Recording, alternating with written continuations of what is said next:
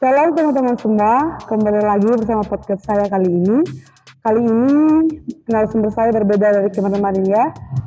Narasumber saya ini seorang mahasiswa yang mengambil jurusan teologi ya.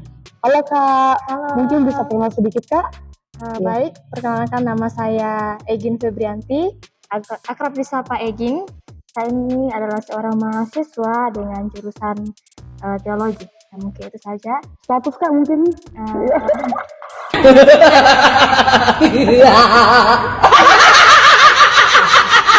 Sempat. Saya masih mahasiswa. Ya. Oke Kak, pada podcast kali ini Kak, ada sedikit dua pertanyaan mungkin ya Kak.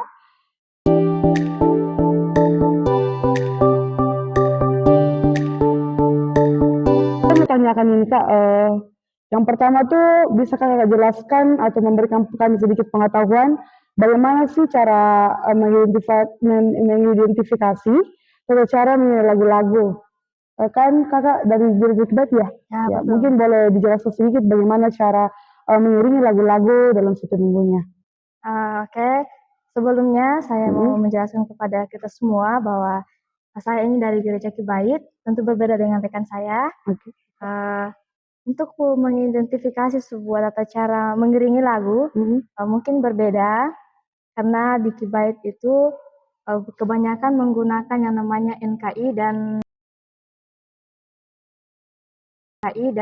kidung pujian. Kalau di Gereja Toraja kan ada berapa banyak itu ya? Ya, kidung jemaat seperti Ada ini Kak, ya. ada Mazmur dan sebagainya. Iya. Kalau di Kibait itu cuma dua, yaitu nyanyian kemenangan iman dan juga kidung pujian.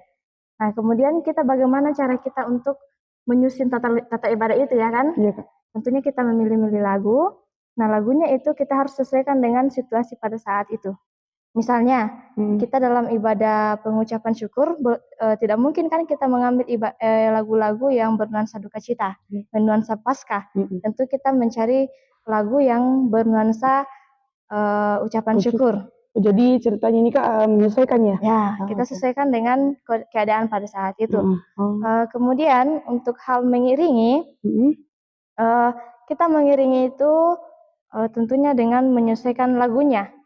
Jangan kita mengiringi lagu itu, lagunya harusnya slow, kita iringi dengan musik yang rock.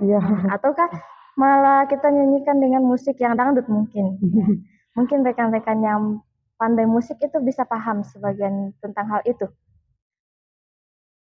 Mungkin bisa Kakak mencontohkan sedikit dengan satu lagu lah gitu, atau dua kan bahkan lebih ya. Aduh, Boleh lah. musik ini ceritanya. Iya Kak. Alah. Kayak teman-teman tahu bagaimana sih cara mengiringinya dengan yang baik gitu. Mohon maaf ya jika sarannya agak tidak sebaik yang diinginkan. Saya akan mencoba mengiringi lagu Besar Allahku. Ini lagu dari Kakak NKI ya? Itu kidung pujian. Nah, mungkin lazim juga sih bagi rekan-rekan semua yang bukan Kibait, mungkin lazim juga tentang lagu ini. Ya bolehlah dicoba Kak.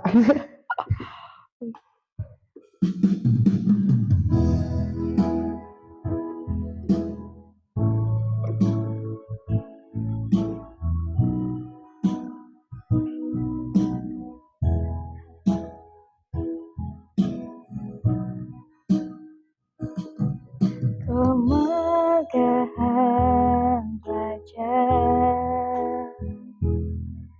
dalam kemuliaan, bumi pun bersuka, bumi pun bersuka. Dia datang dalam terang, kegelapan pun sirna, umatnya bersujud mendengar suaranya. Besar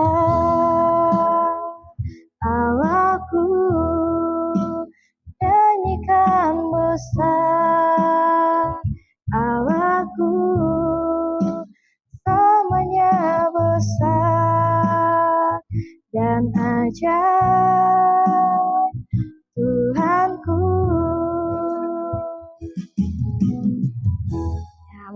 saja ya guys ya, karena alhamdulillah suara saya Luar biasa lah Kak.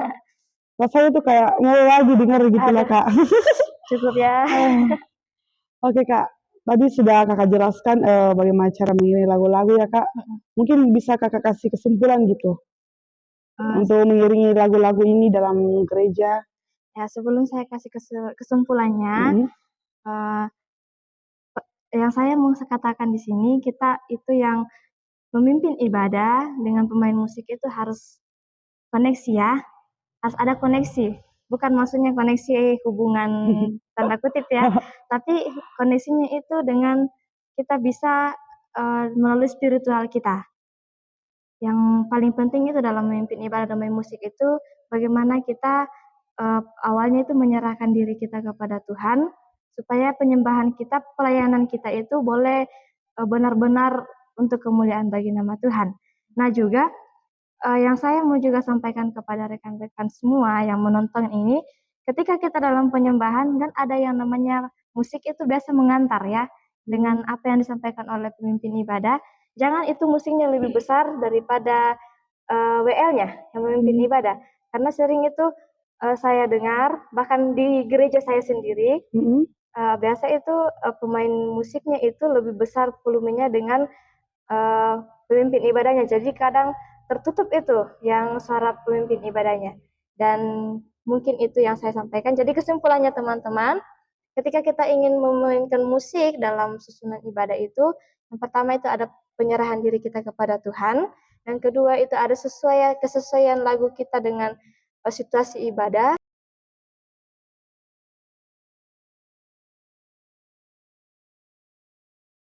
Kesimpulannya,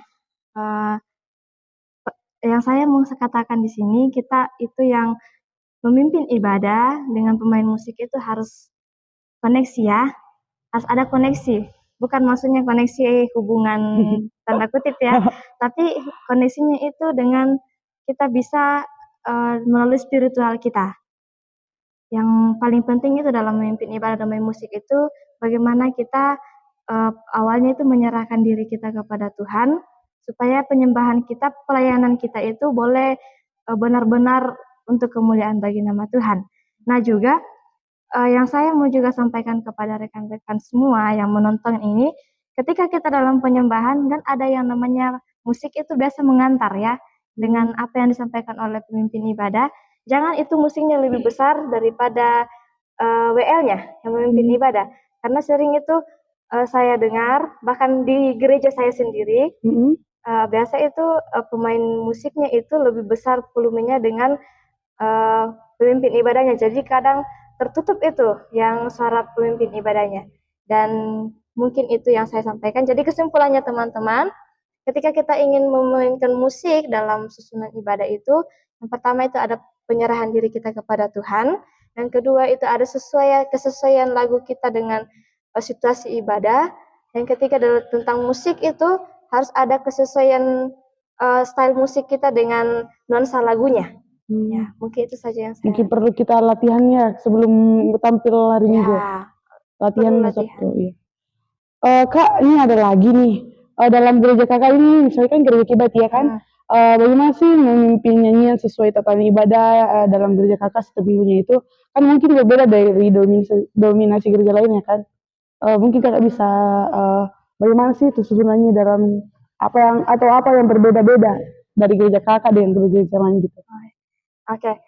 Dalam sebuah liturgi itu mungkin sama semua ya, ada penyembahan, doa, dan persembahan. Mungkin sama semua, tapi yang membedakan itu mungkin susunannya saja. Kalau kakak gimana nih? Misalnya kan, mohon maaf gereja pelajar kan, doa syafaatnya setelah persembahan. Nah, kalau Kibait itu doa syafaatnya itu sebelum khotbah. Oh, di awal gitu jadi ya kak? Oh. Doa syafaat dulu, baru khotbah. Begitu. Tapi lagu-lagunya gimana kak? Lagu-lagu yang tadi kembali kita ambil dari nyanyian kemenangan iman dengan kidung pujian. Dengan menyesuaikan ya kak? Ya, menyesuaikan dengan situasi pada saat. Oke. Teman-teman semua, kita telah mendengarkan sedikit pengetahuan dari kakak Egi. Mungkin itu saja dari kakak ya kak? Ya. Atau mungkin ada tambah lagi kak? Itu saja mungkin yang saya sampaikan. Oke, teman-teman semua. Itulah sedikit pengetahuan untuk kita semua tentang bagaimana cara mengiringi lagu-lagu dan memimpin nyanyian sesuai dengan tata liturgi yang ada di gereja kita. Contohnya gereja kakak itu Kibait ya kayak. Oke teman-teman, demikianlah podcast saya kali ini dan tunggu podcast saya di podcast selanjutnya. Terima kasih Kak. Terima kasih. Bye-bye, shalom. Shalom.